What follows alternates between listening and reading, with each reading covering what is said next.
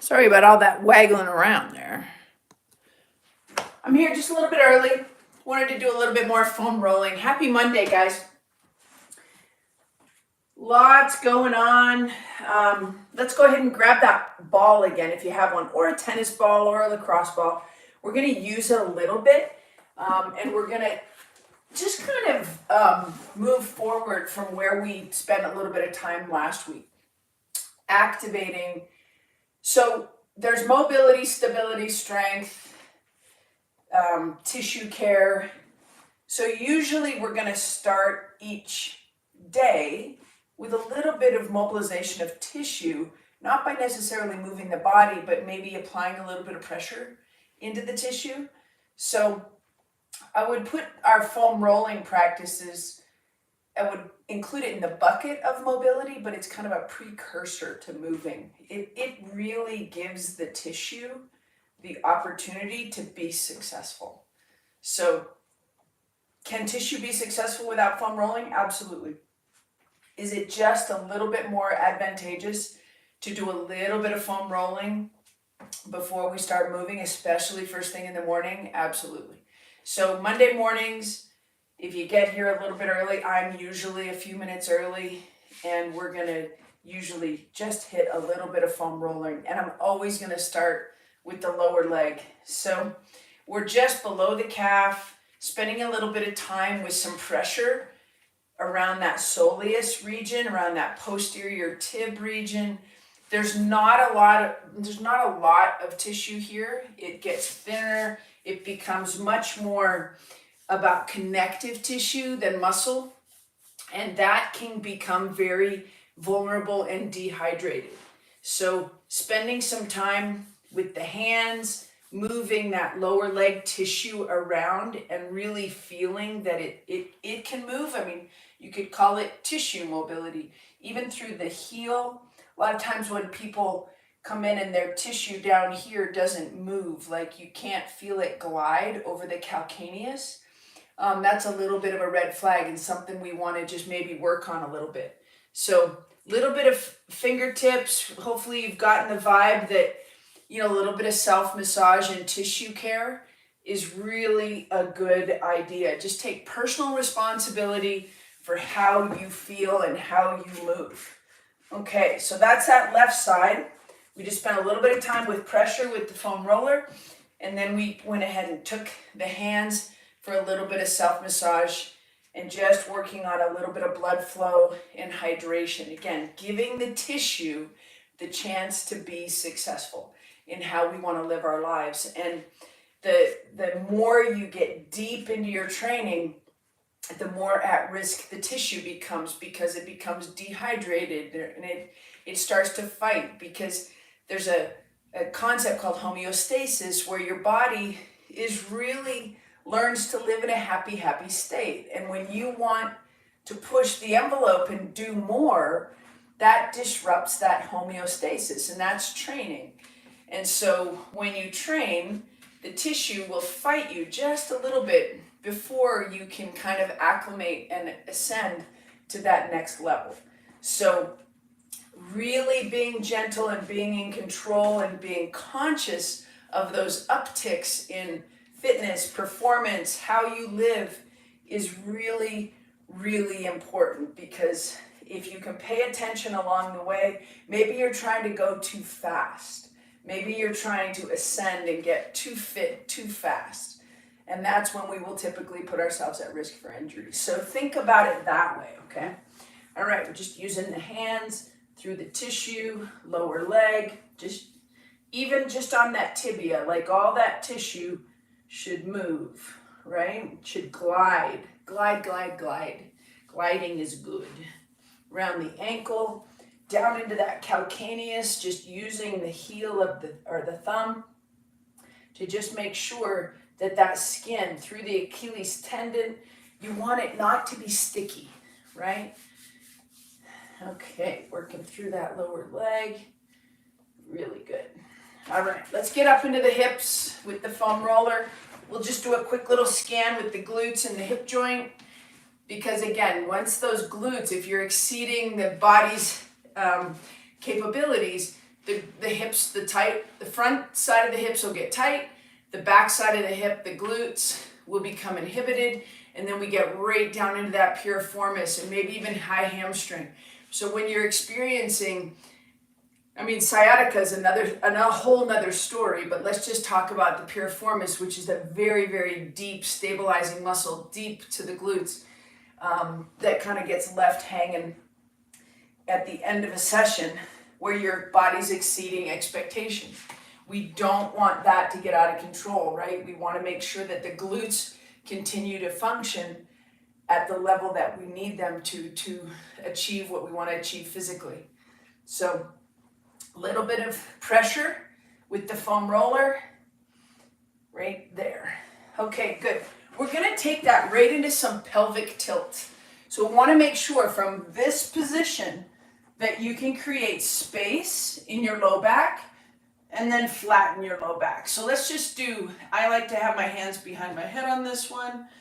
I don't know, it might have something to do with my ponytail, I'm not sure, but let's just elevate the pubic bone so that you can feel transverse abdominals activate, and then drop the pubic bone, and we're getting long through the belly, and you're getting space and a little bit of spinal extension. Okay, so we're just gonna roll through the pelvis, and you wanna make sure that you can get into that anterior tilt. When your pubic bone is dropped, you're gonna feel pointy hips, and then when you pull pubic bone to belly button, you're gonna get flat hips. So pointy hips, flat hips, pointy hips, flat hips. And you need to have the neurological control to move just like that. All right, let's get into the neutral pelvis. So we've got no space under the low back.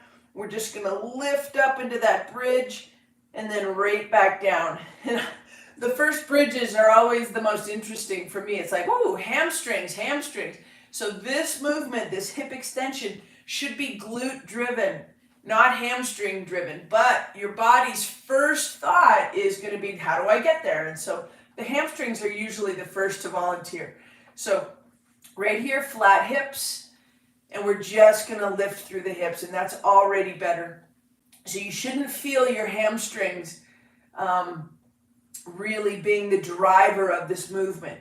And if you need to, go ahead and just activate, squeeze your glutes just a little bit. It's not a normal cue that I would use, but if your hamstrings are dominant, we need to get them out of that sequencing. So just nice, easy glute activation as we go into that bridge. Okay, we're gonna hold a single leg bridge for 10 seconds. So the first thing we're gonna do is just lift that right leg up and hold it. 10, 9, 8, 7, 6, 5, 4, 3, 2, 1, and back down.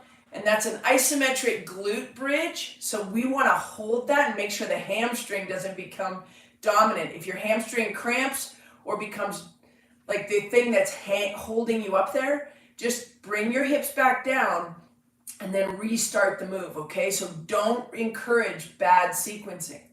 All right, so nice pubic bone to belly button. Hold strong up into the bridge. Left leg, 10, 9, 8, 7, 6, 5, 4, 3, 2, 1, and back down. Good, okay, we're gonna do that one more time. Glute activation through a bridge, single leg bridge. I want you to focus on pushing into the ball joint of the big toe. So we're gonna elevate the right leg. So on the left foot, you're gonna push into the ball joint of the big toe as you hold the bridge. All right, so here we go. Pubic bone to belly button, nice flat hips. Hips come up.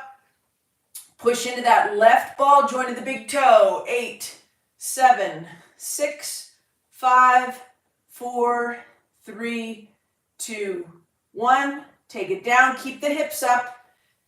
Ready? Right leg into the ground, left leg reaches. 10, 9, 8, push into the ball joint of the big toe. 5, on the right side. 4, 3, 2, 1, good and good.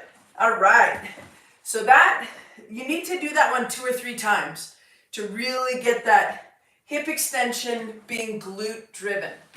All right, let's lay on our side, foam roller, knee, hip is up at knee, and we're just gonna double check, do a little scan of that adductor using a little bit of pressure.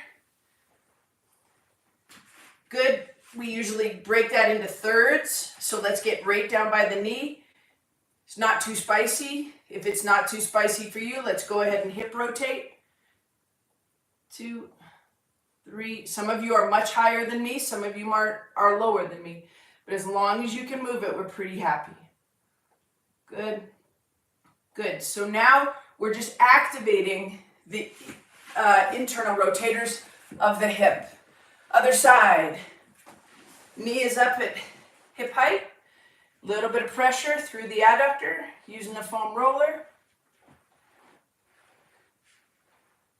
Again, not too bad. Get down into that first third down by the knee and rotate.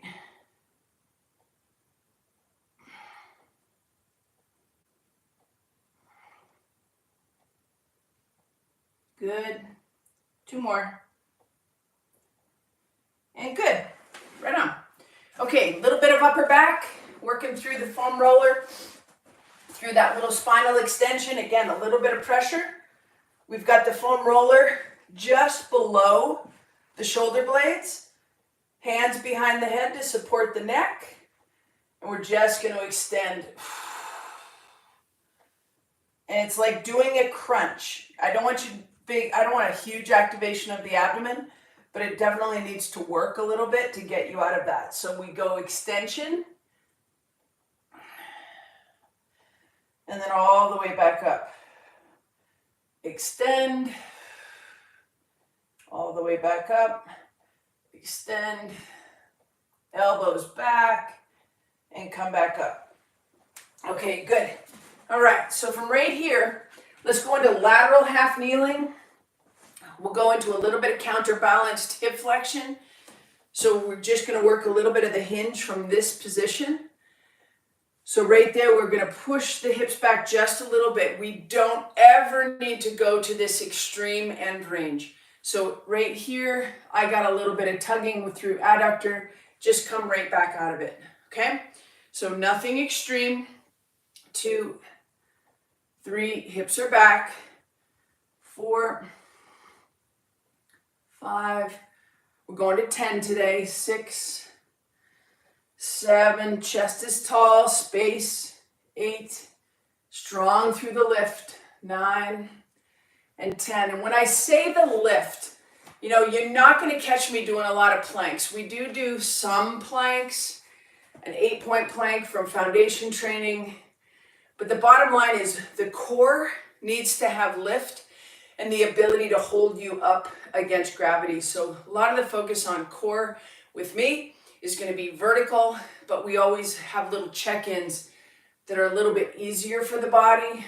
Prone planks, fine. Hip bridges, good. Lateral side planks, good. But we don't beat them to death. If everything's working, we're going to go ahead and just keep moving through more functional movements that'll help with our performance. 8, 9, 1 more, and 10. All right, let's bring that right up to a standing position. And now we're just going to take the right foot behind the left foot, right arm up. We did this, premium group, we did this on Thursday for a big lateral movement. This is a hip shift. Shifting to the right. Before we add the arms, let's just break it into little pieces, okay? So right leg behind left immediately loads the lateral line on the right side. So we've already got tension in the IT band, the TFL, a little bit of glute med. And all we're going to do is just a nice lateral shift, shift. Just be gentle. You want that hip to be able to move to the right. And good. So when that whole lateral line gets tight, let's go left leg behind the right. We're going to shift to the left. A little bit tighter for me on the left. You get a little bit of QL. If you know what a QL is, it usually is because you've had back pain and maybe a little bit of overactive activity in that QL. Quadratus lumborum, it kind of attaches the bottom rib to the pelvis from the back side of the body. So right here, we're getting a little bit of lateral flexion in the spine. So we're gently including that QL as part of this loading strategy. Good? Okay, so now we're gonna go, now this is mobility, right? Everything is controlled. Everything I'm doing is controlled by my brain, my muscles, we're all working together, so it's kind of nice. All right, right leg behind left, right arm straight up. Reach through the fingertips. You should feel tension in your belly. We're gonna shift to the right. We're not reaching overhead. We just happen to side bend because of the shift. Does that make sense? 3, 4, 5, we're going to 10. 6, we're also getting a little bit of a psoas stretch here. 7, 8, nothing extreme. 9, and 10, and good. So there's the lift. There's the tensegrity.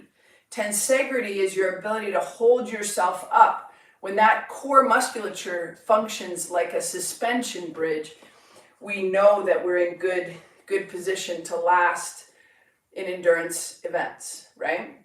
Okay, left leg behind right, left arm straight up, lift up high enough that your lats are pulling your ribs away from your hips, nice and tight through your belly, and just shift, hips left. We got a little bit of side bend to the right. 4, 5, 6, 7, 8, 9, good, and 10. Awesome. All right, starting at the head. Head position matters, right? This position, big problem. That position, not a problem. So we call that the stack. Ears, shoulders, hips, ankles. All in alignment. Let's work a little bit of flexion and then return to the stack. We're going to start with the chin. So the first thing is chin goes down, chin comes back up. When you get back up, you want to pull your chin into your throat.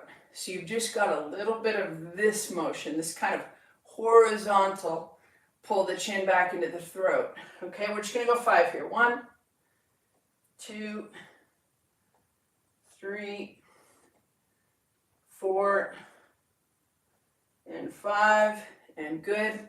Now, we're going to roll the shoulders. Tuck the chin, roll the shoulders, hands to knees, come back up, and we come back into that anatomical position or where we externally rotate the shoulders and hands. And then we roll forward, right to the knees. 2, tuck the chin. 3,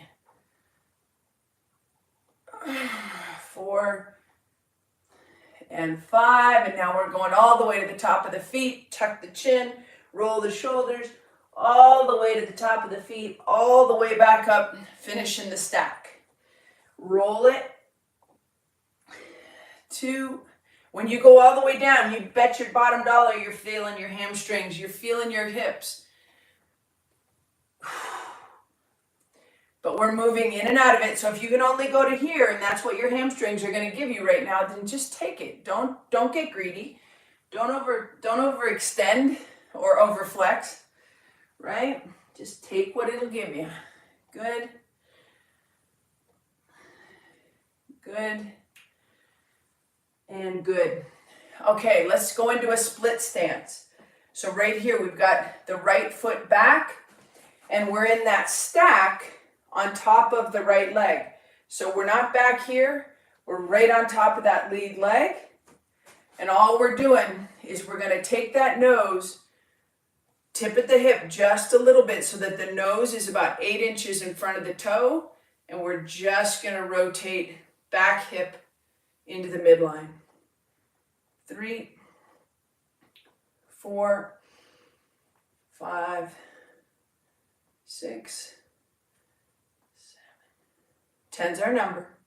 8, 9, good, and 10. So we're turning around the stable left leg. Let's put the right leg in front. We stack on top of the right leg. Take a nice big breath. We've got a little bit of a hip hinge. Right there, we push the hip back. The nose goes in front of the toe about 8 inches, and we just rotate across.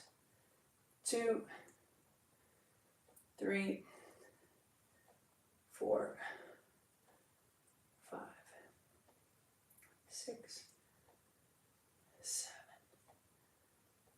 8, 9, and 10, and good.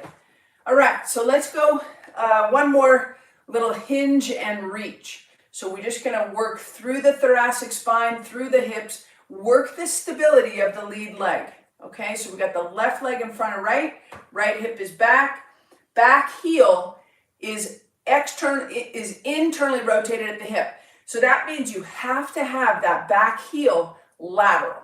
Does that make sense? So here is a tight hip in external rotation with my heel to the midline.